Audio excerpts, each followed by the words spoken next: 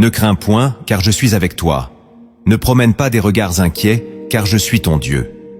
Ésaïe chapitre 41, verset 10. Ce verset est bien plus qu'un encouragement, c'est une promesse vivante, prononcée par celui qui ne ment pas. Mais que faire quand le silence de Dieu dure, quand les prières semblent vaines, quand ta foi chancelle sous le poids de l'épreuve? Aujourd'hui, tu n'es pas seul. Ce message est pour toi. Il portera en lui des clés bibliques puissantes pour ne pas fléchir dans les moments les plus sombres. Si ton âme est au bord du découragement, écoute jusqu'à la fin. Abonne-toi dès maintenant à Lumière en Christ.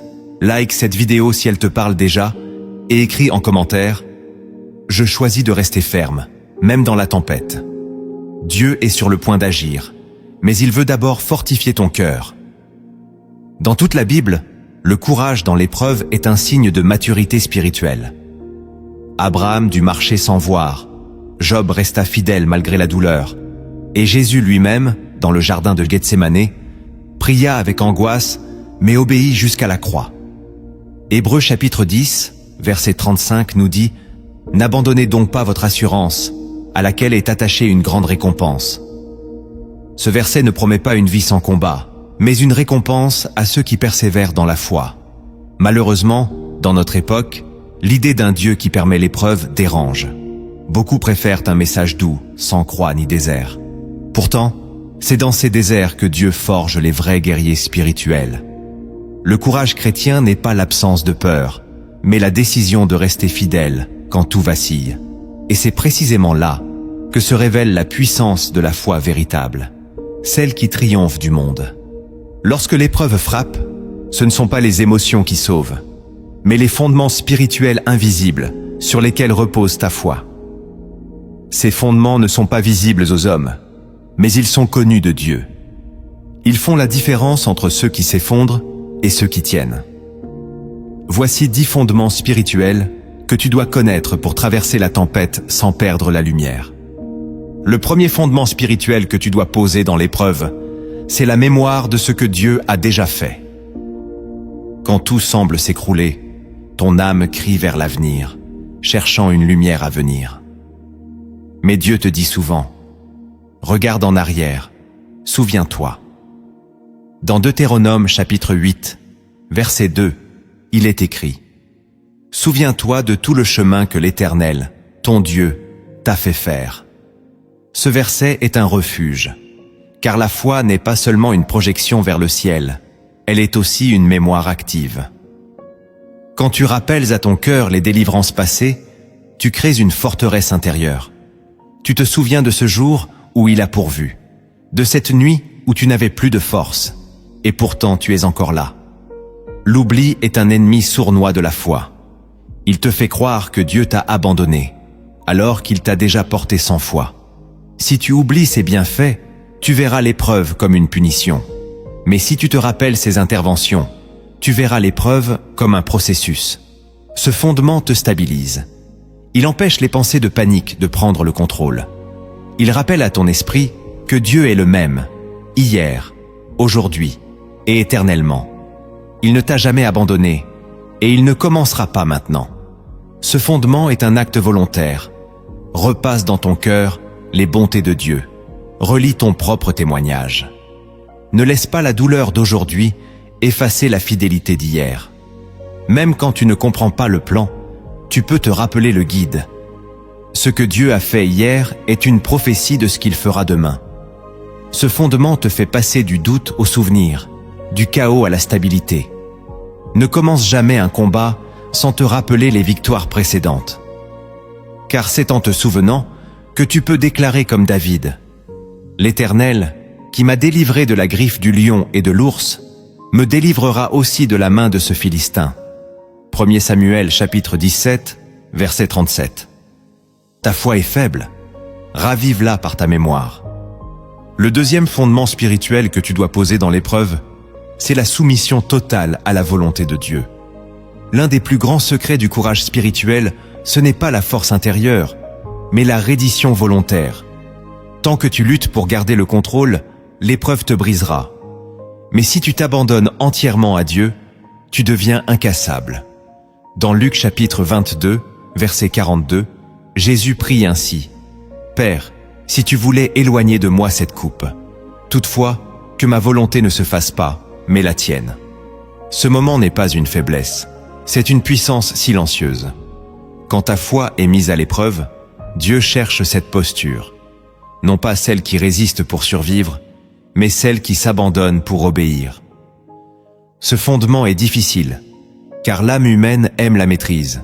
Tu veux comprendre, planifier, contrôler. Mais la foi véritable naît là où ta volonté meurt. Tant que tu imposes ton scénario, Dieu ne peut pas pleinement déployer le sien. Ce fondement te libère d'un poids invisible, celui de devoir tout comprendre. Tu n'as pas besoin de comprendre pour obéir. Tu as seulement besoin de faire confiance. L'épreuve devient alors un autel. Tu y poses ta volonté comme un sacrifice vivant. Tu ne dis plus à Dieu ce qu'il doit faire. Tu dis « Seigneur, je suis à toi ». Ce fondement donne naissance à une paix profonde. Non pas une paix basée sur les circonstances, mais une paix enracinée dans la souveraineté de Dieu. Car ce que Dieu veut est toujours meilleur que ce que tu espères, même si cela passe par la douleur, même si cela ressemble à une croix. Ce fondement t'élève. Il fait de toi un instrument et non un simple spectateur. Tant que tu veux contrôler ton histoire, tu restes bloqué dans le visible. Mais si tu te soumets, tu entres dans l'invisible. Et là, Dieu agit. Il ouvre des chemins dans le désert. Il fait jaillir de l'eau du rocher. Il ressuscite des promesses que tu croyais mortes. L'épreuve n'est pas là pour détruire ta foi, mais pour t'apprendre à la poser entièrement sur la volonté du Père. Là où tu dis enfin que ta volonté soit faite. Le troisième fondement spirituel que tu dois poser dans l'épreuve, c'est la parole que Dieu t'a donnée avant que l'épreuve commence. Dieu parle souvent avant que le désert arrive. Il annonce une promesse, une direction, un appel. Mais quand le silence s'installe et que la tempête éclate, cette parole semble lointaine, floue, presque irréelle. Et pourtant, elle est ton encre. Dans Matthieu chapitre 14, verset 29, Jésus dit à Pierre, « Viens ». Un seul mot. Et Pierre marche sur les eaux. Mais quand il regarde la tempête, il commence à couler. Ce n'est pas l'eau qui le fait tomber, c'est l'oubli de la parole. L'un des plus grands pièges de l'épreuve, c'est de te faire oublier ce que Dieu t'a dit avant qu'elle ne commence. Tu remets tout en question. Tu crois que tu t'es trompé, que Dieu a changé d'avis. Non, il ne change pas. Ce qu'il a dit, il l'accomplira. Ce fondement est une discipline. Revenir à la parole semée avant la nuit. Rappelle-toi ce rêve, ce verset, cette conviction intérieure que le Saint-Esprit avait placée en toi. Ce n'était pas une illusion. C'était une semence pour la saison que tu traverses. Sans cette parole, tu n'as aucun repère. Mais si tu la gardes, elle devient une épée. Elle tranche les mensonges de la peur. Elle repousse les doutes. Elle te donne la force de dire « Je ne vis pas par ce que je vois, mais par ce que Dieu m'a dit ». Ce fondement te reconnecte à la source de ta foi. Car la foi vient de ce qu'on entend. Romains chapitre 10, verset 17. Et ce qu'on entend vient de la parole de Christ. Quand tu refuses de lâcher la parole reçue, tu deviens inébranlable. Même si tout semble contredire ce que Dieu a dit, tu marches sur cette parole comme sur des fondations solides. Le courage ne vient pas du nombre de versets que tu connais, mais de la capacité à t'accrocher à une seule parole vivante dans la tempête. Dieu t'a parlé. Ne l'oublie pas. Le quatrième fondement spirituel que tu dois poser dans l'épreuve, c'est la louange au milieu de la douleur. Louange et douleur semblent incompatibles. Et pourtant, l'une est souvent la clé pour traverser l'autre. Dans Actes chapitre 16, verset 25, Paul et Silas, enchaînés dans une prison, priaient et chantaient les louanges de Dieu. Ils n'avaient aucune garantie de délivrance. Leur dos était ensanglanté, le sol froid. Mais leur bouche proclamait la grandeur de Dieu. Ce fondement est une arme spirituelle. La louange est un acte de guerre, un refus de céder à l'amertume. Elle dit « Même si rien ne change, je louerai quand même, car Dieu mérite la louange, pas à cause de ce qu'il fait, mais à cause de qui il est. » Ce fondement brise les chaînes intérieures avant même que les portes ne s'ouvrent. il transforme l'ambiance de ton âme. L'ennemi veut que tu te taises, que tu murmures, que tu te plaignes. Dieu, lui, attend une voix qui s'élève malgré tout. La louange ouvre des cieux fermés. Elle attire la présence divine. Elle proclame la victoire alors que le combat fait encore rage. Ce fondement ne vient pas d'un sentiment. Il vient d'une décision. Louer même quand on ne ressent rien. Louer dans le noir. Louer en larmes. La louange, dans l'épreuve, devient un témoignage vivant. Elle dit au monde et au royaume spirituel: je crois encore. Elle te rappelle que Dieu est digne, même dans la vallée de l'ombre. Elle t'élève au-dessus des circonstances. Ce fondement ne minimise pas la douleur. Il ne la nie pas. Il choisit simplement de ne pas laisser la douleur dicter ta réaction. Quand tu loues, tu déclares que ton Dieu est plus grand que ta situation. Et cette déclaration change tout. Le 5e fondement spirituel que tu dois poser dans l'épreuve, c'est la persévérance, quand il n'y a plus de force. Il y a des moments où tu n'as plus rien à donner. Tes prières sont vides, ton cœur épuisé, ton esprit saturé. Et pourtant, c'est là que le ciel regarde. Dans Jacques chapitre 1, verset 12, il est écrit: « Heureux l'homme qui supporte patiemment la tentation, car après avoir été éprouvé, il recevra la couronne de vie. » Ce fondement n'est pas spectaculaire. Il est souvent invisible, silencieux. C'est le choix de tenir un jour de plus, de ne pas abandonner, de ne pas tourner le dos. Ce n'est pas l'intensité de ta foi qui touche Dieu, mais sa constance. Tu crois, même quand tu ne vois rien. Tu avances, même à genoux. Tu dis encore « Seigneur », même quand tu n'entends plus sa voix. Ce fondement est une offrande. Il dit « Je suis à bout, mais je reste ». Il t'élève à un autre niveau de maturité. Car ceux qui persévèrent, même brisés, deviennent des colonnes. Leur foi ne dépend plus des émotions. Elle repose sur une décision. Et cette décision honore Dieu d'une manière rare. Ce fondement t'amène là où la chair abandonne, mais où l'esprit résiste. Il dit à l'enfer: « Tu ne mourras pas ». Il dit à Dieu: « Je crois encore à ta bonté, même si le miracle tarde, même si la lumière ne revient pas tout de suite. » Cette persévérance est un cri muet, une prière sans mots, mais qui monte droit au trône. Dieu entend, il voit, il récompense. Persévère, même sans force.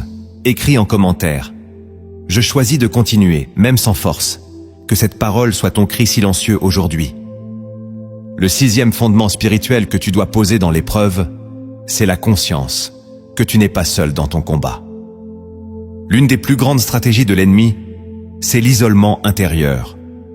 Quand tu souffres, il murmure que personne ne te comprend, que tu es abandonné, que même Dieu t'a laissé. Mais c'est un mensonge. Dans Hébreux chapitre 4, verset 15, il est écrit que nous avons un souverain sacrificateur qui peut compatir à nos faiblesses. Jésus n'est pas seulement un sauveur glorieux, il est un compagnon de souffrance. Il connaît l'angoisse, le rejet, la solitude, la tentation. Ce fondement spirituel te rappelle que tu n'es jamais seul dans ta douleur. Christ marche avec toi, il gémit avec toi, il intercède pour toi. Et au-delà de cela, tu fais partie d'un corps, celui des croyants. D'autres traversent ce que tu traverses. Tu n'es pas un cas isolé. Tu es un frère ou une sœur au milieu d'un peuple en chemin. Ce fondement casse l'orgueil silencieux qui te pousse à tout porter seul. Il te rappelle que même Moïse avait besoin d'Aaron et Hur pour soutenir ses bras. Que même Jésus, à Gethsémane, a demandé à ses disciples de veiller avec lui. Tu n'as pas à tout affronter sans soutien. Cherche la présence du Saint-Esprit, mais cherche aussi la communion des saints. Ose demander la prière. Ose confier ta faiblesse. Car là où 2 ou 3 s'unissent, Dieu agit. Ce fondement te protège du découragement extrême. Il t'ouvre à la grâce fraternelle. Il te garde dans la lumière. Car l'isolement prolongé est un terrain fertile pour le doute, le péché et l'abandon. Tu es peut-être dans une grotte comme Élie, mais Dieu t'y rejoint. Et il te rappelle que tu n'es pas seul. Il y a encore 7000 genoux qui n'ont pas fléchi. Ce fondement restaure ton espoir. Il te reconnecte au corps du Christ. Il te montre que tu es entouré, porté, soutenu. Même si personne ne t'appelle, Dieu t'appelle. Même si personne ne te voit, Dieu te voit. Et il place autour de toi des ressources invisibles, des anges, des frères, des paroles au bon moment. Tu n'es pas seul. Ne crois plus ce mensonge. Le 7e fondement spirituel que tu dois poser dans l'épreuve, c'est la maîtrise de ta langue. L'épreuve a un pouvoir étrange. Elle presse ton âme comme un pressoir. Et ce qui sort de ta bouche révèle ce qui règne en toi. Proverbe chapitre 18, verset 21 déclare: La mort et la vie sont au pouvoir de la langue. Ce n'est pas une métaphore, c'est une réalité spirituelle. Ce que tu dis dans l'épreuve crée une atmosphère autour de toi. Si tu murmures, tu attires le découragement. Si tu proclames la foi, tu invites la gloire. Ce fondement est souvent négligé, et pourtant, il change tout. Il ne s'agit pas de nier la souffrance. Il s'agit de ne pas l'alimenter avec des paroles qui détruisent. Quand tu dis « Dieu m'a oublié », tu ouvres la porte au doute. Quand tu dis « Je ne m'en sortirai pas », tu bloques ta propre espérance. Mais quand tu dis « Je ne comprends pas mais je fais confiance », tu bâtis un autel dans le désert. Ce fondement est une discipline. Tu dois apprendre à garder ta bouche, surtout dans la tempête. Comme David dans les psaumes, tu peux crier à Dieu, mais sans blasphémer. Tu peux exprimer ta douleur, sans maudire. Tu peux pleurer, sans détruire ce que Dieu construit en toi. Ce fondement demande une vigilance constante. L'ennemi cherche à te faire prononcer des paroles qui t'enchaînent. Dieu, lui, attend des paroles qui activent la foi. Ce fondement est aussi un témoignage pour les autres. Quand ceux qui t'observent entendent des paroles de vie sortir d'un cœur blessé, ils voient la puissance du Saint-Esprit en action. Tes paroles deviennent prophétiques. Elles ne reflètent pas ce que tu ressens, mais ce que tu crois. Ce que Dieu t'a promis. Ce qu'il est, même dans la nuit. Ce fondement purifie ton cœur. Car ce que la bouche dit, le cœur l'abrite. En maîtrisant ta langue, tu réalignes ton âme. Tu dis à ton esprit, « Je choisis la vie, même si je suis dans la vallée. » Ce fondement ne te rend pas parfait, mais il te garde fidèle. Et c'est souvent ce que Dieu attend. Le 8e fondement spirituel que tu dois poser dans l'épreuve, c'est l'espérance dans la gloire future. L'épreuve, par nature, est temporaire. Mais elle a un pouvoir, celui de te faire croire qu'elle est éternelle. L'ennemi veut que tu perdes de vue ce qui t'attend après, que tu oublies la récompense, que tu ne penses plus à l'éternité. Mais dans Romains chapitre 8, verset 18, Paul déclare « J'estime que les souffrances du temps présent ne sauraient être comparées à la gloire à venir. » Ce verset n'est pas une consolation vague, c'est un rappel stratégique. Ce que tu vis maintenant n'est pas la fin de ton histoire, ce n'est qu'une étape. Ce fondement t'élève au-dessus de la douleur immédiate. Il fixe ton regard sur l'éternité. Il dit « Je souffre, mais ce n'est pas en vain. Il y a une gloire qui vient, une paix, une récompense. » Ce fondement empêche l'amertume de s'installer. Il te rappelle que chaque larme sera recueillie, que chaque fidélité secrète sera honorée, que chaque combat silencieux sera glorifié. Ce fondement n'est pas une fuite, ce n'est pas nier le présent, c'est vivre dans le présent avec les yeux tournés vers la promesse. Il transforme ton endurance en adoration. Il donne un sens à ta persévérance. Il te permet de dire comme Paul, « J'ai combattu le bon combat, une couronne m'est réservée. » Ce fondement est un feu doux. Il te réchauffe quand le monde te glace. Il t'éclaire quand tout semble éteint. Il fait battre ton cœur avec un rythme céleste. Tu ne vis pas seulement pour aujourd'hui. Tu vis pour ce que Dieu prépare. Une éternité de joie. Une demeure avec lui. Ce fondement change ta perspective. L'épreuve n'est plus un tunnel sans fin. C'est un chemin vers la gloire. Même si tu ne vois pas encore la lumière, tu marches avec espérance. Et cette espérance, dit Paul, ne trompe point. Ce fondement est un ancrage dans l'invisible. Il dit « Je souffre, mais je suis en route vers une gloire qui effacera chaque douleur.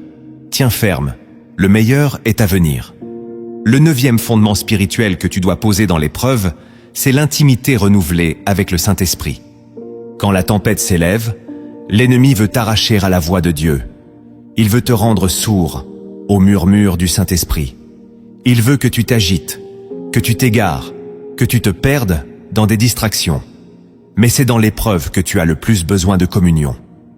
Jean chapitre 14, verset 16, dit que Jésus a prié le Père pour qu'il nous envoie un autre consolateur, pour qu'il demeure éternellement avec nous.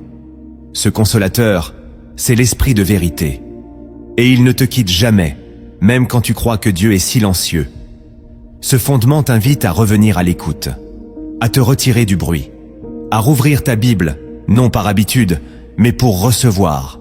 Ce fondement ranime le feu, il te reconnecte à la source, il réveille ta sensibilité spirituelle. Dans l'épreuve, beaucoup prient sans écouter.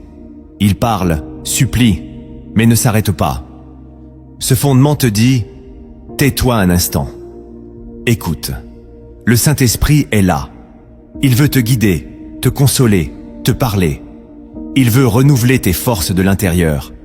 Ce fondement est une clé, car celui qui marche avec le Saint-Esprit traverse les flammes sans brûler. Il voit au-delà des apparences. Il reçoit des stratégies célestes. Il trouve des forces que le monde ne peut pas comprendre. L'intimité avec l'Esprit te transforme. Elle te rend plus sensible, plus obéissant, plus fort. Ce fondement restaure ta capacité à discerner. Dans l'épreuve, tu ne dois pas seulement résister, tu dois entendre. Entendre ce que Dieu veut faire à travers cette saison. Entendre ce qu'il change en toi. Entendre ce qu'il prépare. Ce fondement te garde dans la paix, car la voix du Saint-Esprit ne crie pas. Elle murmure, et ce murmure suffit à ramener la vie. Si tu l'as perdu, reviens. Demande-lui pardon. Rallume l'autel de l'intimité. Et il viendra. Il est fidèle. Le 10e fondement spirituel que tu dois poser dans l'épreuve, c'est la certitude que rien ne peut te séparer de l'amour de Dieu. L'épreuve fait souvent naître ce doute toxique. Est-ce que Dieu m'aime encore? Si je souffre autant, est-ce qu'il m'a rejeté? Ce fondement spirituel vient trancher ce mensonge avec autorité. Dans Romains chapitre 8, verset 39, Paul proclame que « Rien ne pourra nous séparer de l'amour de Dieu manifesté en Jésus-Christ. Rien, ni l'échec, ni le péché, ni la maladie, ni l'abandon, ni le silence. » Ce fondement est la racine profonde de la foi stable. Tu peux douter de tout, sauf de l'amour de Dieu. C'est cet amour qui t'a sauvé. C'est cet amour qui te porte. C'est cet amour qui t'attend au bout de l'épreuve. Ce fondement est un rocher. Tu y reposes ton identité. Tu y trouves la force de continuer. Ce fondement te rappelle que tu n'es pas aimé parce que tu es fort, mais parce que tu es fils, fille, héritier. Et cet amour ne dépend pas de tes performances. Il est éternel, inébranlable, fidèle. Ce fondement te protège de la culpabilité qui te ronge dans la nuit. Il te délivre de la voix qui dit « Tu as échoué. Dieu te punit. » Non. Dieu corrige, oui. Mais il n'abandonne jamais ses enfants. Ce fondement restaure ton courage. Il te dit « Tu es encore aimé, même ici, même maintenant. » Et rien, ni personne, ne pourra t'enlever cela. Ce fondement transforme l'épreuve en lieu d'assurance. Tu ne dis plus « Pourquoi cela m'arrive ?» Tu dis « Même ici, je suis aimé. » Et cette conviction est une lumière dans l'obscurité. Elle te pousse à te relever, à marcher encore, à espérer encore. Ce fondement est le cœur du message de Christ. L'amour qui endure tout, croit tout, espère tout. L'amour qui ne meurt jamais. Retiens-le, protège-le, car c'est lui qui te fera traverser jusqu'à l'autre rive. Il existe des mystères que Dieu ne révèle qu'à ceux qui restent fidèles dans l'épreuve. Ces vérités ne s'apprennent pas par des sermons, mais dans la douleur, la persévérance et le silence. Elles transforment l'âme et arment l'esprit. Voici 10 mystères révélés que seuls les cœurs brisés mais obéissants peuvent recevoir. Si tu les comprends, ta foi changera de niveau. Le premier mystère révélé, c'est que Dieu parle plus fort dans le silence que dans le bruit. Beaucoup attendent que Dieu crie, qu'il envoie un miracle visible, une prophétie éclatante, un signe spectaculaire. Mais l'Éternel ne se conforme pas à nos attentes humaines. Dans 1 Roi chapitre 19, verset 12, « Dieu ne se manifeste ni dans le vent violent, ni dans le tremblement de terre, ni dans le feu, mais dans un murmure doux et léger. Ce mystère est un test. Car pour l'entendre, il faut d'abord que tout s'éteigne autour de toi. Plus la douleur est grande, plus tu veux du réconfort immédiat. Mais Dieu choisit souvent le silence comme langage. Il te pousse à descendre en toi, à éteindre les voix extérieures, à briser les agitations de la chair. Son silence n'est jamais absence. C'est une invitation, une profondeur, un espace sacré. Quand tout s'effondre et que le ciel paraît vide, ce n'est pas le moment de douter, c'est le moment d'écouter. Le silence de Dieu t'amène à développer une écoute plus fine. Il forme en toi une sensibilité nouvelle. Il t'apprend que l'essentiel ne crie jamais. Ce mystère est une clé, car beaucoup abandonnent quand Dieu se tait, alors qu'il est justement en train de parler autrement. Il parle par la paix au milieu de l'inconnu. Il parle par le souvenir d'un verset. Il parle par une pensée insistante que ton esprit ne comprend pas encore. Ce mystère brise la religiosité. Il t'apprend que Dieu n'est pas ton serviteur, qu'il n'a pas à te rassurer à chaque instant, qu'il est Dieu et qu'il parle quand il veut, comme il veut. Mais si tu restes, si tu persévères dans le silence, tu entendras. Et ce que tu entendras changera ta manière de marcher pour toujours. Car une seule parole reçue dans le silence a plus de poids qu'un millier de promesses criées dans le bruit. Éteins le monde. Écoute ton désert. Dieu y parle. Le deuxième mystère révélé, c'est que l'épreuve est souvent la réponse déguisée à ta propre prière. Tu as demandé à Dieu de te fortifier, de t'élever, de t'utiliser, de t'amener plus loin dans ta foi.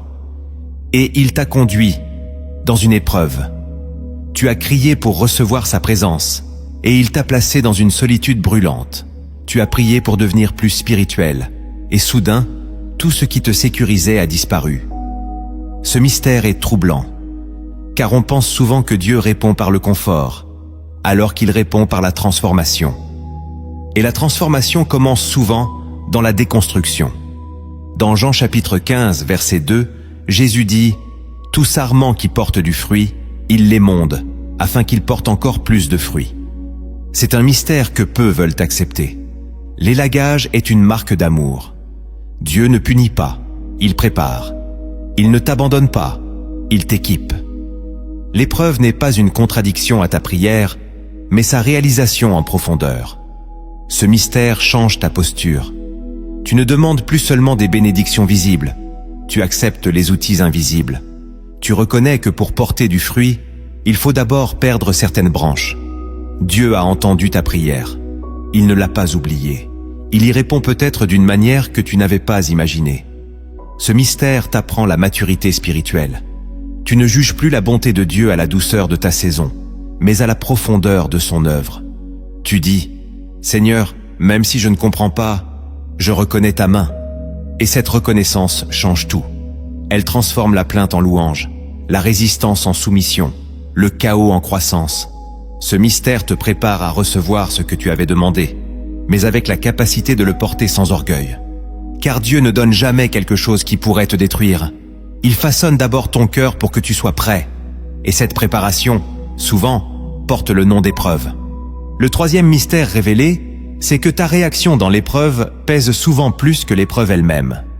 Dieu est moins préoccupé par ce que tu traverses que par ce que tu deviens en le traversant. L'épreuve n'est pas uniquement une circonstance difficile. C'est une salle d'examen céleste. Dans Jacques chapitre 1, versets 2 à 4, il est écrit « Regardez comme un sujet de joie complète les diverses épreuves, afin que vous soyez parfaits et accomplis. » Ce mystère bouleverse l'intelligence humaine. car l'épreuve te pousse à regarder vers l'extérieur, les causes, les coupables, les solutions. Mais Dieu regarde ton intérieur, la patience, l'humilité, la foi, la persévérance. Ce mystère te ramène à une vérité simple. Tu ne choisis pas toujours ce que tu vis, mais tu choisis toujours comment tu y réponds.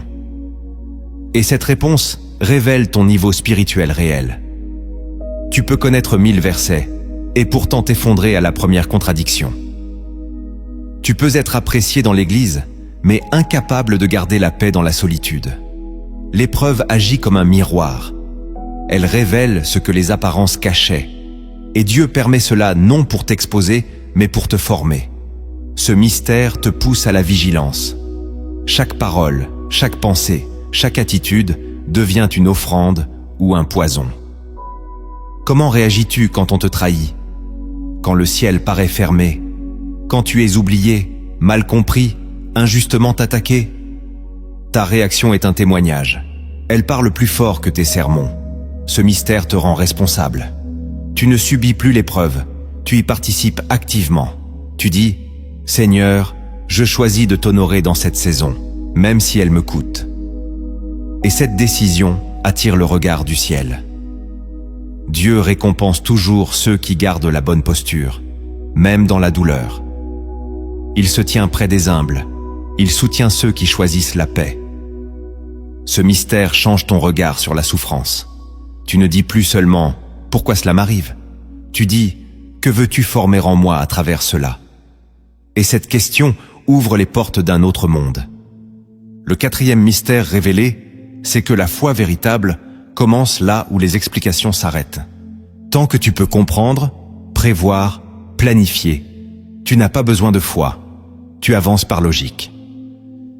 Mais quand tout devient flou, quand les réponses ne viennent plus, quand les calculs échouent, là commence le royaume invisible. Dans Hébreux chapitre 11, verset 1, il est écrit « Or la foi est une ferme assurance des choses qu'on espère, une démonstration de celles qu'on ne voit pas. » Ce mystère renverse l'intelligence humaine, car l'homme veut voir pour croire. Dieu, lui, dit « Crois avant de voir ». Ce mystère est une invitation à te détacher de la logique naturelle, à accepter de marcher dans l'inconnu avec la seule certitude que Dieu est fidèle. Et cette foi n'est pas naïve, elle est violente. Elle dit « Je ne comprends rien, mais je reste. Je ne vois rien, mais je loue. Je ne ressens rien, mais je prie. » Ce mystère te fait mourir à toi-même. Il détruit ton besoin d'avoir toujours raison, de tout contrôler, de tout comprendre. Il te conduit à une confiance nue, dépouillée, mais inébranlable. Tu apprends à te reposer non sur des réponses, mais sur une personne, Jésus. Ce mystère est une clé de maturité, car la foi ne dépend pas de ton confort émotionnel, mais de ton enracinement spirituel. Tu ne dis plus « Je crois si tout va bien ». Tu dis « Je crois, point ». Et cette posture bouleverse le ciel. Elle attire la faveur. Elle ouvre des portes. Elle manifeste le royaume. Ce mystère est un appel à sortir du visible, à entrer dans la nuit avec une lampe invisible, à marcher dans la tempête avec la certitude que celui qui t'a appelé ne t'abandonnera pas. Ce mystère n'est pas une théorie, c'est une pratique quotidienne, une décision de croire, même quand rien ne semble fonctionner. Et cette foi, même minuscule, peut déplacer des montagnes. Le cinquième mystère révélé, c'est que Dieu cache parfois sa présence pour te révéler ta vraie soif. Il y a des saisons où Dieu semble s'éloigner. Tu pries et le ciel reste fermé. Tu cherches sa face et tout paraît vide. Ce silence n'est pas une punition, c'est un appel. Dans Jérémie chapitre 29, verset 13, Dieu dit « Vous me chercherez et vous me trouverez si vous me cherchez de tout votre cœur. » Ce mystère révèle que Dieu se laisse parfois désirer pour mesurer la profondeur de ton amour. Car tant que sa présence est facile, ta foi reste superficielle. Mais quand il se tait, quand il se cache, ton cœur est mis à nu. Veux-tu vraiment Dieu ou seulement ses dons? Veux-tu sa face ou ses bénédictions? Ce mystère est une épreuve d'amour. Il t'arrache aux motivations religieuses, aux automatismes, aux prières intéressées. Il crée en toi une soif brûlante, une recherche sincère, une passion renouvelée. Ce mystère te transforme. Tu ne cherches plus seulement une réponse, tu cherches sa voix. Tu ne veux plus seulement être soulagé, tu veux être rempli. Ce mystère détruit l'orgueil spirituel. Il t'apprend que tu ne peux rien sans sa présence, que tout ministère, toute œuvre, toute parole est vaine sans lui. Ce mystère est un feu purificateur. Il consume les restes de la chair. Il ouvre des puits profonds dans ton esprit. Et quand Dieu revient, c'est avec une intensité nouvelle. Il se révèle à celui qui l'a cherché, non avec impatience, mais avec amour. Ce mystère fait de toi un vrai adorateur, pas un consommateur, mais un amoureux de sa gloire. Tu n'es plus là pour recevoir, tu es là pour demeurer. Et cette soif, Dieu la remplit toujours. Le 6e mystère révélé, c'est que ton attitude dans l'épreuve peut déclencher une visitation divine inattendue.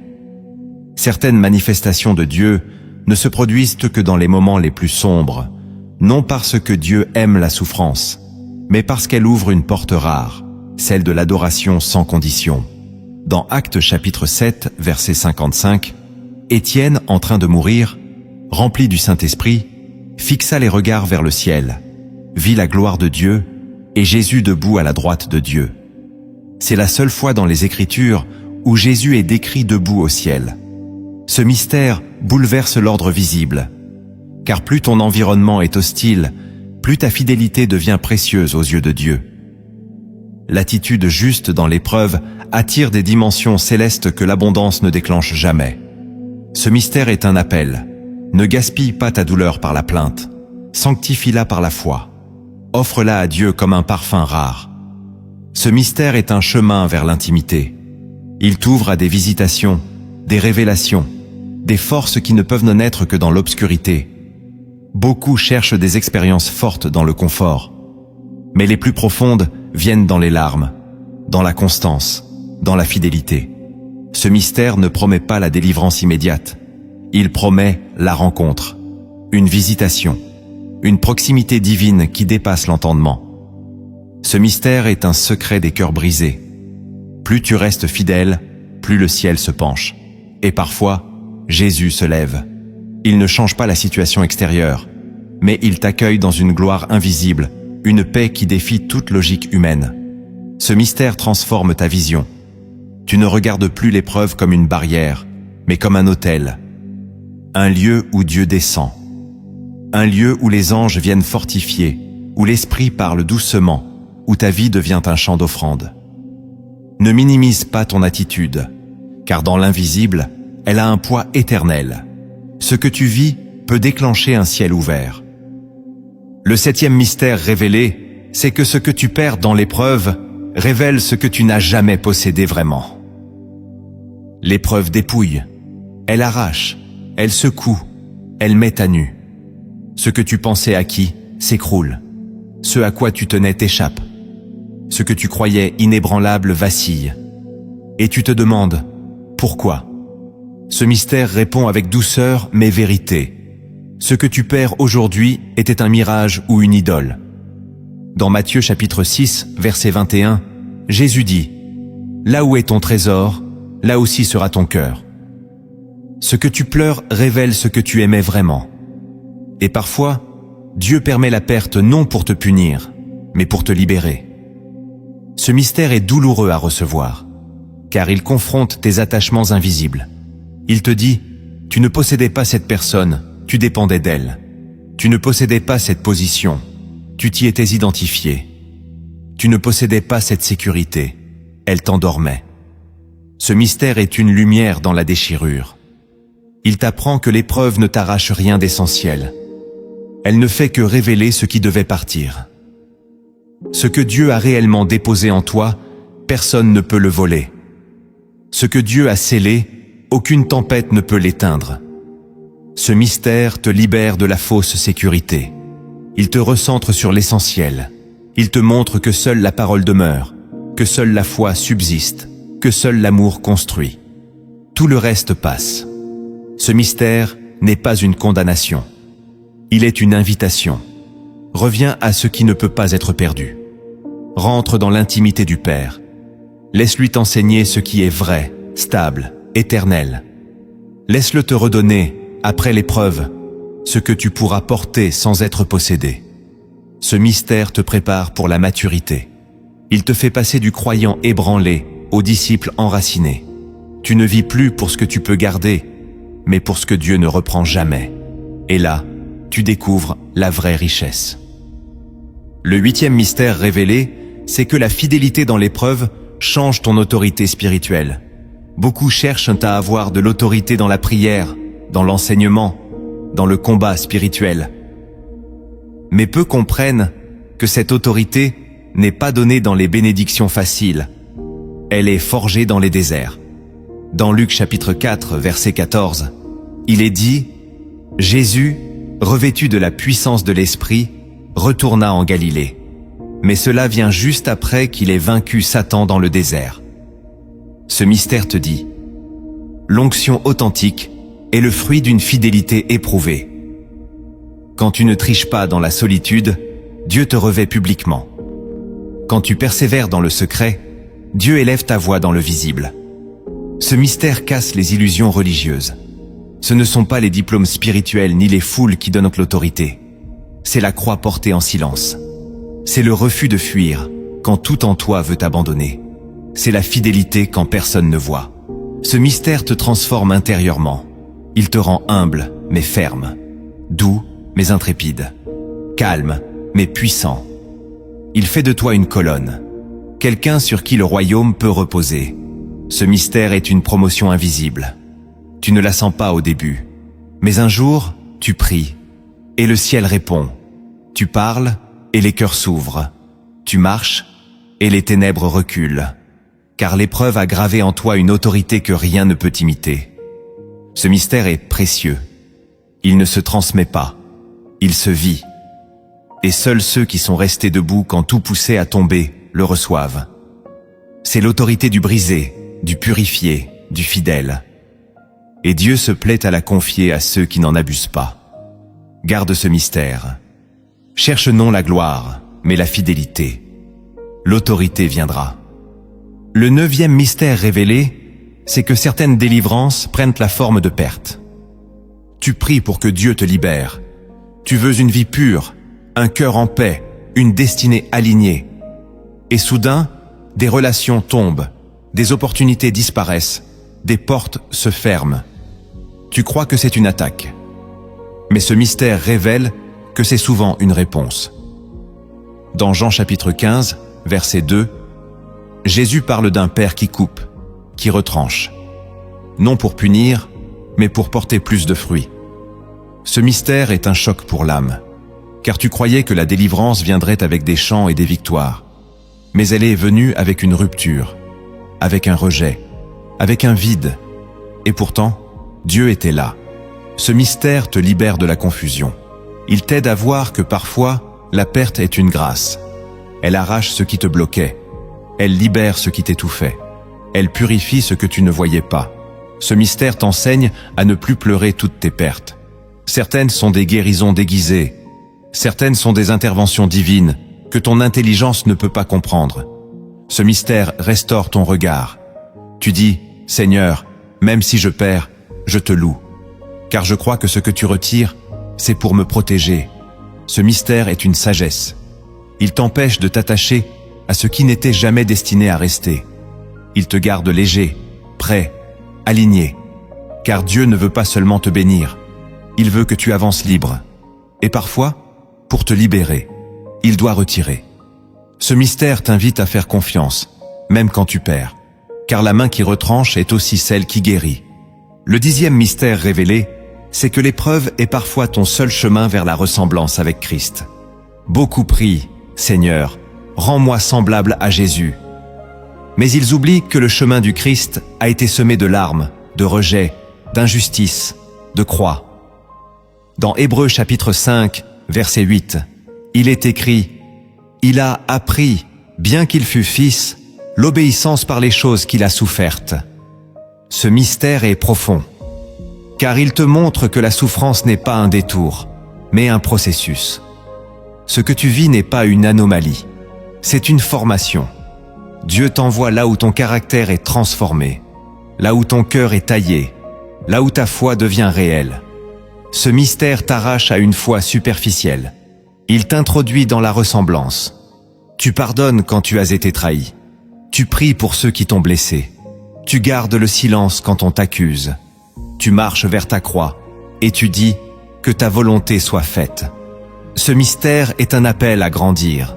Il te dit, ce n'est pas l'épreuve qui te détruit, c'est ton refus de devenir semblable à Christ. Mais si tu acceptes, l'épreuve devient un miroir.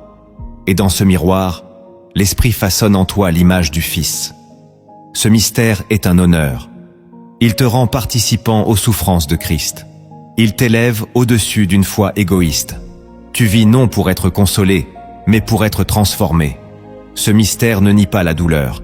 Il lui donne un but. Et ce but est glorieux, ressembler à Jésus.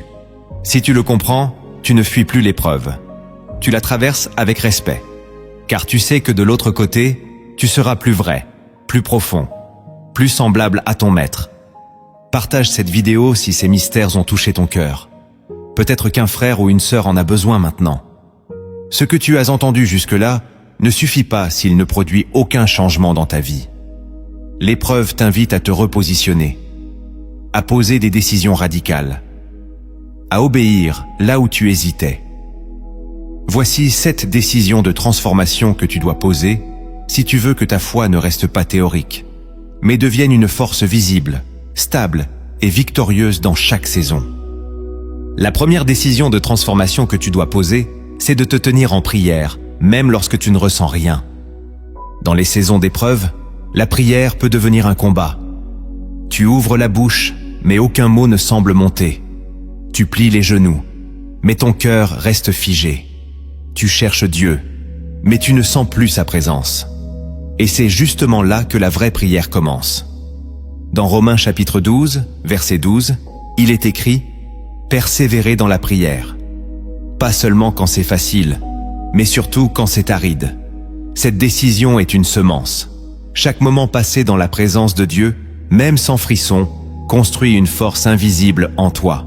La prière n'est pas un échange d'émotions. C'est une fidélité, un rendez-vous, un acte d'amour. Cette décision de transformation fait de toi un véritable adorateur. Tu ne viens plus pour recevoir, tu viens pour rester. Tu pries parce que Dieu est digne, pas parce que tu te sens bien. Cette décision fortifie ton esprit. Elle aligne ton âme. Elle empêche ton cœur de se dessécher. Même si tes mots sont pauvres, même si ton esprit est confus, Dieu entend. Il lit entre les silences. Il voit au-delà des mots. Cette décision transforme ta posture. Tu ne cherches plus un moment de soulagement, mais une relation continue. Tu bâtis un autel quotidien, un espace sacré entre toi et le ciel. Et sur cet autel, même les prières sans voix deviennent des parfums précieux. La fidélité dans la prière silencieuse prépare une visitation puissante. Ce que tu sèmes en secret sera récompensé en public. Ne méprise jamais les prières sèches. Elles sont souvent les plus vraies. Et dans ces moments-là, le Saint-Esprit intercède pour toi avec des soupirs inexprimables. Dieu ne cherche pas une performance. Il cherche une persévérance. Et cette décision, si tu la tiens, t'amènera plus loin que toutes les émotions réunies. Car prier sans sentir, c'est aimer sans condition. La deuxième décision de transformation que tu dois poser, c'est de sanctifier ton imagination pendant l'épreuve. L'ennemi ne commence jamais ses attaques par des événements extérieurs. Il commence par les images que tu tolères dans ta pensée. L'épreuve est un terreau fertile pour les scénarios catastrophes, les visions de ruines, les rêves brisés, les pensées de mort. Et si tu n'en prends pas autorité, elles finiront par t'affaiblir. Dans 2 Corinthiens chapitre 10, verset 5, il est écrit « Nous renversons les raisonnements et toute hauteur qui s'élève contre la connaissance de Dieu. » Cette décision de transformation est une guerre intérieure. Tu dois refuser que ton imagination soit contrôlée par la peur. Tu dois sanctifier ton regard intérieur. Ne laisse plus ton esprit créer des réalités que Dieu n'a jamais annoncées. L'épreuve te pousse à visualiser l'échec, le rejet, la ruine. Mais Dieu t'appelle à voir autrement. Il veut t'enseigner à imaginer ce que sa parole déclare, et non ce que ton angoisse projette. Cette décision est radicale. Elle demande une discipline quotidienne. Quand une pensée te traverse, demande-toi, est-ce que cela vient de Dieu ou de l'ennemi? Est-ce une construction divine ou une forteresse toxique? Cette décision transforme ton atmosphère spirituelle. Elle change ta paix, ton sommeil, ta stabilité. Un esprit rempli de visions saintes devient un terreau fertile pour la foi. Tu commences à imaginer des issues, des délivrances, des résurrections. Et cette imagination sanctifiée nourrit ton espérance. Ce que tu regardes intérieurement influence profondément ce que tu crois. Et ce que tu crois détermine ce que tu vis. Cette décision est un bouclier. Elle te protège des attaques invisibles. Elle t'entraîne à créer avec Dieu, à rêver selon son cœur, même dans la vallée. Car même au fond du puits, Joseph voyait encore le palais. Ne laisse pas l'épreuve voler ton regard intérieur. Protège ton imagination. C'est un sanctuaire. La troisième décision de transformation que tu dois poser, c'est de bénir Dieu, même quand tu n'as plus rien. La réaction naturelle face à la perte, c'est la plainte. Mais la réaction spirituelle, c'est la bénédiction. Dans Job chapitre 1, verset 21, il est écrit « L'Éternel a donné, l'Éternel a repris, que le nom de l'Éternel soit béni. » Cette déclaration n'est pas une résignation. C'est un acte de souveraineté intérieure. Quand tu choisis de bénir Dieu au cœur de la perte, tu déclares que ta relation avec lui ne dépend pas de ce que tu possèdes. Tu dis « Je t'aime pour qui tu es, non pour ce que tu donnes. » Cette décision de transformation est un tournant spirituel.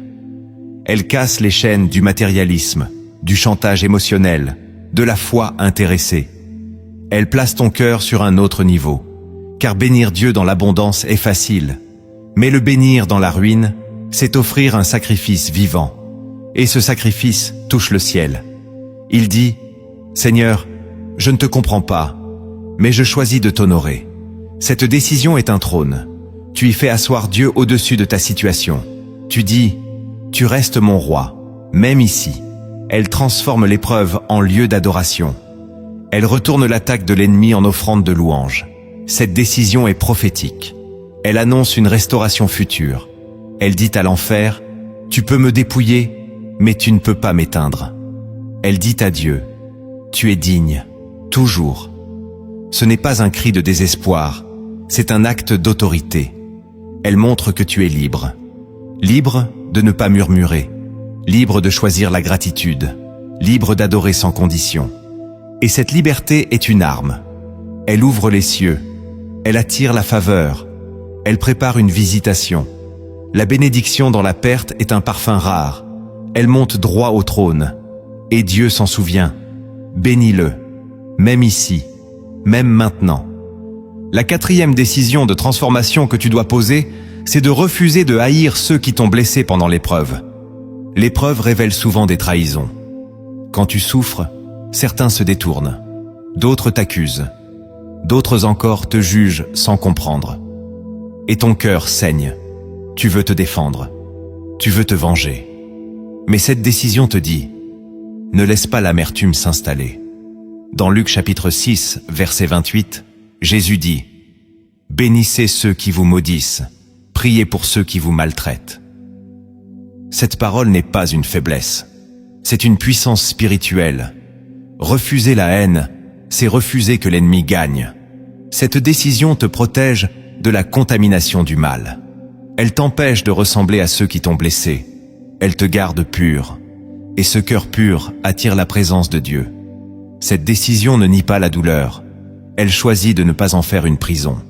Tu peux pleurer, mais tu refuses de haïr. Tu peux être trahi, mais tu refuses de riposter dans la chair. Tu choisis la voie du royaume, celle du pardon, celle de l'intercession. Tu dis, « Seigneur, je leur remets leurs actes.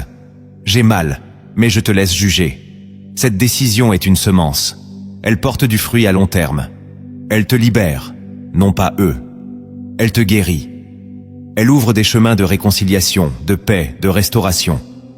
Elle fait de toi un enfant du Très-Haut. Cette décision fait taire les accusations de l'enfer. Elle montre que tu marches dans la lumière. Elle crie « Je suis libre ». Ce n'est pas facile, mais c'est puissant. Car ce que tu refuses de haïr, tu ne seras jamais obligé de reproduire. Tu brises la chaîne, tu interromps le cycle, tu choisis le ciel, même au cœur de l'injustice. La 5e décision de transformation que tu dois poser, c'est de continuer à servir, même si ton cœur est brisé. L'épreuve donne envie de se retirer, de se taire, de tout arrêter. Tu es blessé, fatigué, incompris. Tu veux t'isoler.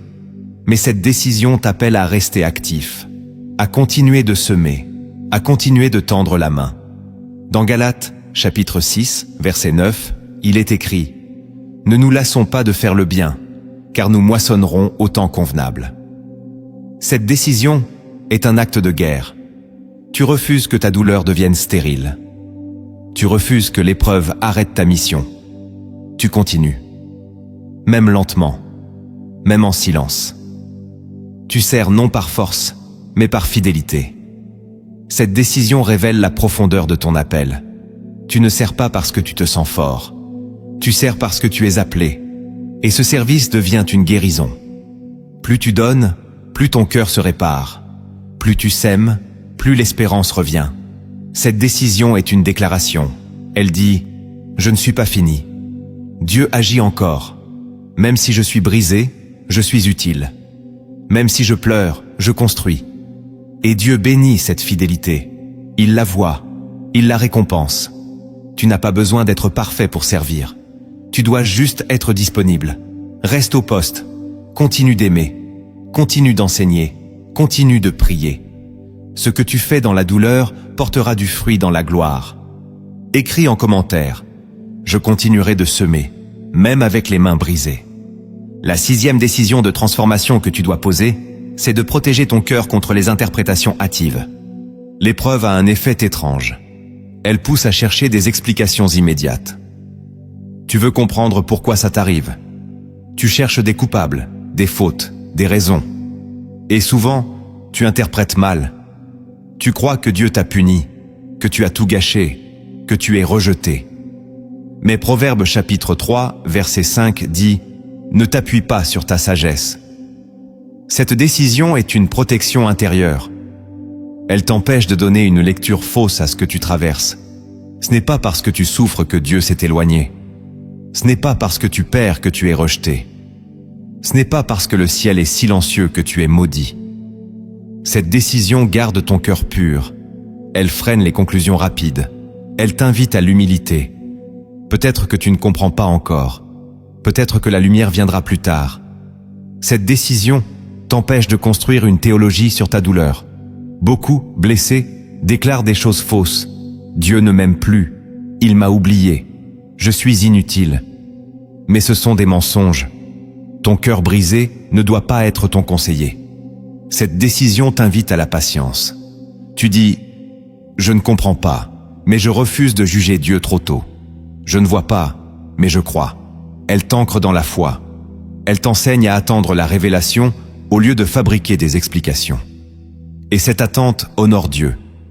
Car elle dit « Tu es juste, même quand je ne vois pas ta justice. » Cette décision t'épargne beaucoup de souffrances inutiles.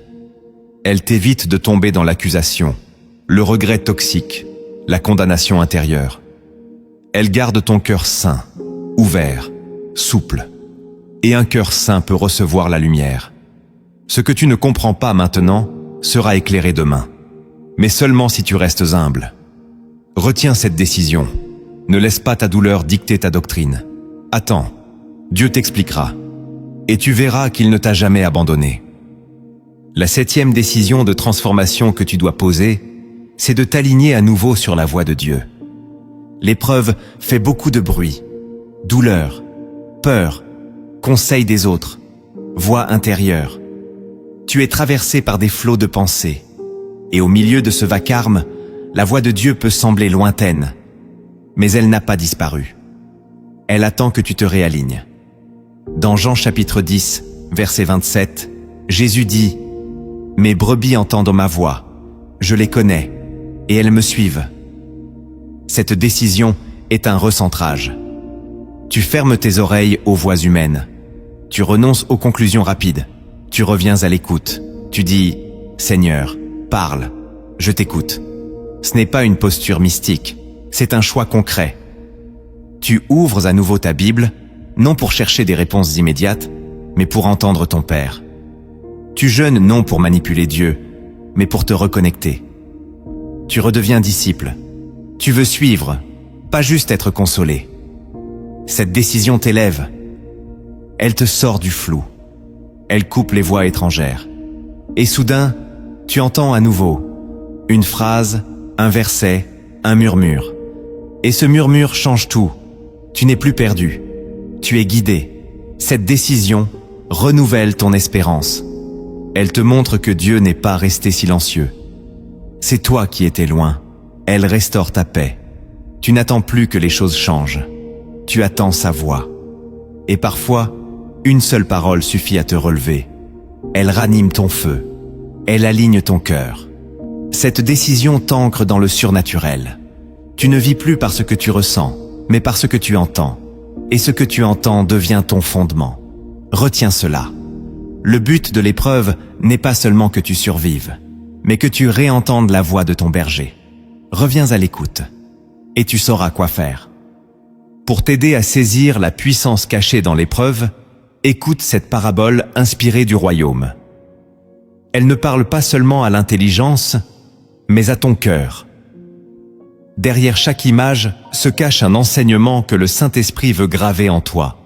Écoute-la jusqu'au bout, car peut-être que tu es, sans le savoir, ce voyageur.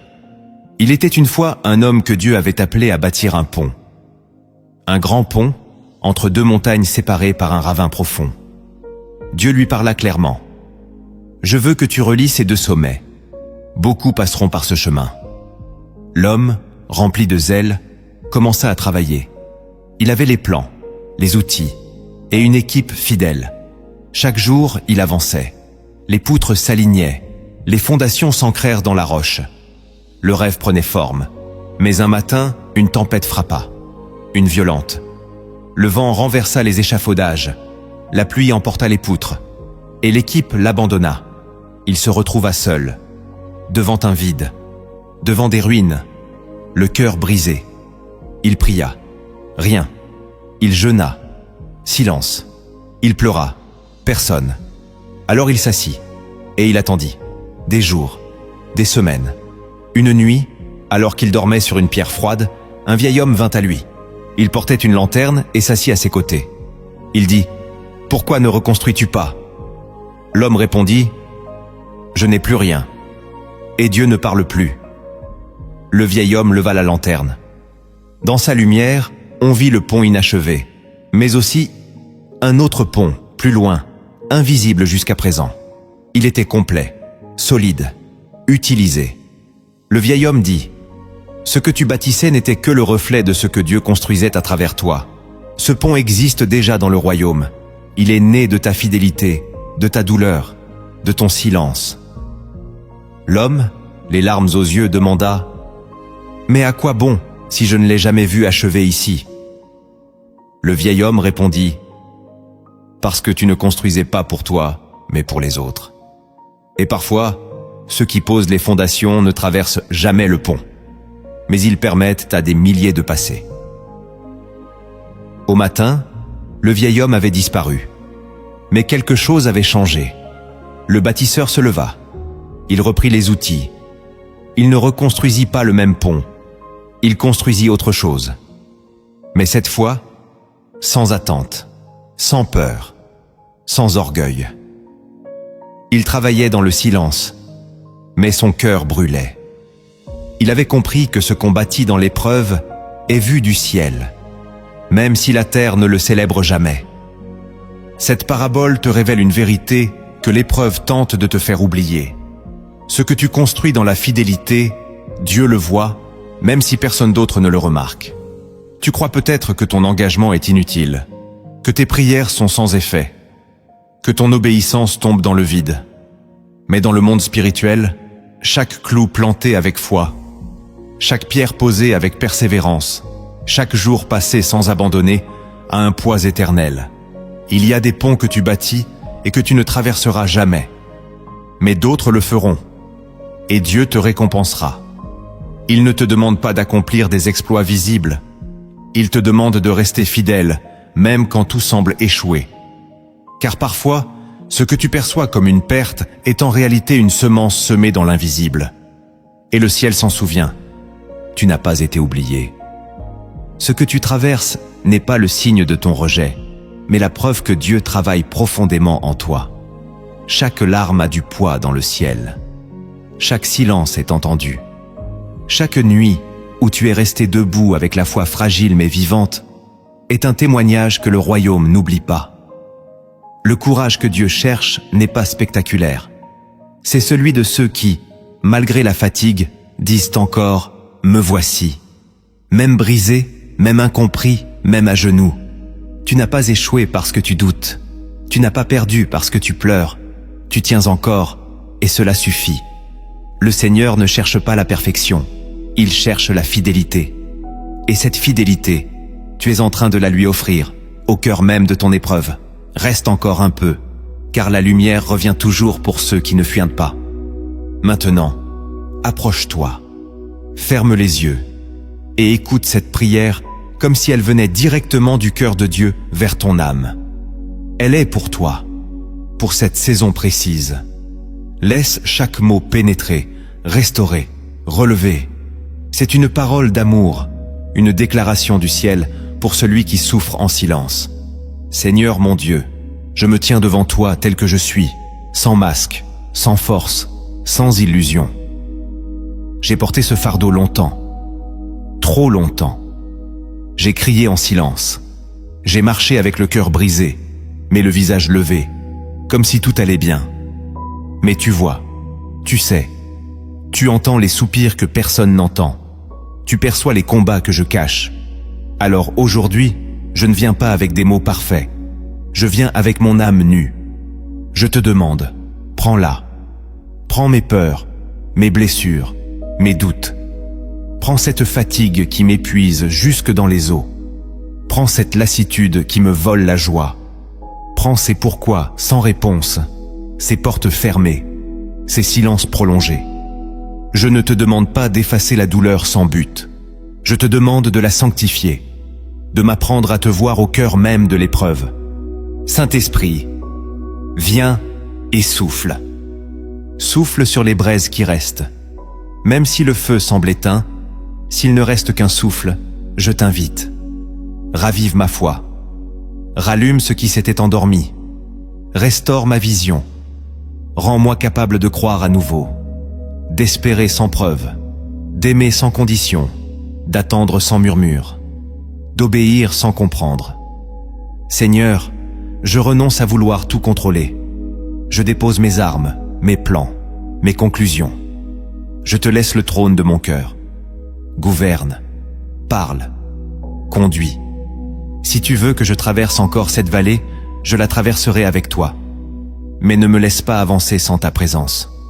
Je pardonne ceux qui m'ont blessé dans cette saison, ceux qui m'ont jugé sans comprendre, ceux qui se sont éloignés au lieu de m'épauler. Je pardonne les paroles dures, les silences cruels, les trahisons. Je ne veux pas que l'amertume contamine mon cœur. Je choisis d'être libre. Et toi, Seigneur, guéris ce cœur. Guéris ces fractures, ces souvenirs douloureux, ces cris étouffés. Viens toucher les zones que je n'ose plus exposer. Viens me reconstruire de l'intérieur. Je te bénis, même maintenant. Je te bénis sans voir la fin. Je te bénis parce que tu es Dieu, même si je ne te comprends pas. Je te bénis parce que je sais que tu travailles dans l'invisible, parce que tu ne m'as pas abandonné, parce que ta parole ne ment pas, parce que ton amour est fidèle, même quand je suis infidèle. Seigneur, je te bénis pour ce que tu fais et pour ce que je ne vois pas encore. Je proclame que tu es mon rocher, mon refuge, ma source. Je choisis la vie. Même si tout autour de moi ressemble à la mort, je choisis de me lever intérieurement. Je choisis de marcher encore, pas à pas, même lentement. Je choisis d'adorer, même si mes larmes coulent. Je choisis de semer, même si mes mains tremblent. Je choisis de croire que quelque chose de glorieux naîtra de cette saison. Pas parce que je suis fort, mais parce que tu es fidèle. Seigneur, donne-moi le courage de ne pas abandonner. Donne-moi la sagesse de te suivre, même dans l'invisible. Donne-moi la force d'attendre ton heure, et non la mienne. Père, je te remets cette saison. Je te donne chaque jour de ce désert. Chaque pensée obscure, chaque nuit sans sommeil, chaque question suspendue. Je te donne ce que je comprends et ce que je ne comprends pas. Je te donne ma foi, même vacillante, mon adoration, même brisée, mon cœur, même en morceaux. Prends tout et fais-en quelque chose de beau, quelque chose d'éternel. Que ma douleur devienne un autel, que mon silence devienne louange, que ma fidélité devienne témoignage. Seigneur Jésus, toi qui as souffert bien plus que moi, toi qui as prié dans la nuit, toi qui as été trahi, moqué, crucifié, viens marcher avec moi. Prends ma main, marche dans mon désert. Parle-moi au creux de la tempête. Apprends-moi à te ressembler. Je veux te suivre, non seulement quand tu multiplies les pains, mais aussi quand tu portes la croix, car c'est là que la vraie foi se forme. Je proclame que ma vie est entre tes mains. Je proclame que rien ne m'arrivera sans que tu ne le permettes pour mon bien. Je proclame que cette saison portera du fruit, tôt ou tard. Que ce que je vis n'est pas inutile. Que mon appel n'est pas annulé. Que ma destinée est intacte. Même si l'épreuve m'a brisé, elle ne m'a pas détruit. Même si je suis tombé, je me relèverai. Même si je doute, je crois encore. Je suis à toi, corps, âme, esprit. Merci Père. Merci pour ta fidélité. Merci pour ta patience. Merci pour ton amour inébranlable. Merci pour cette prière que tu écoutes en ce moment. Je sens déjà ta paix revenir. Je sens que quelque chose a bougé dans l'invisible. Je me lève, je te loue, et je marche vers la suite. Non pas parce que j'ai tout compris, mais parce que tu es avec moi. Et cela me suffit. Amen. Si cette parole a trouvé un écho dans ton cœur, ne la garde pas pour toi. Partage-la avec quelqu'un qui traverse une nuit difficile. Car peut-être que cette vidéo est la réponse à sa prière silencieuse. Et toi, écris en commentaire. Je resterai fidèle, même sans réponse. Que cette phrase soit ton cri de foi dans le désert.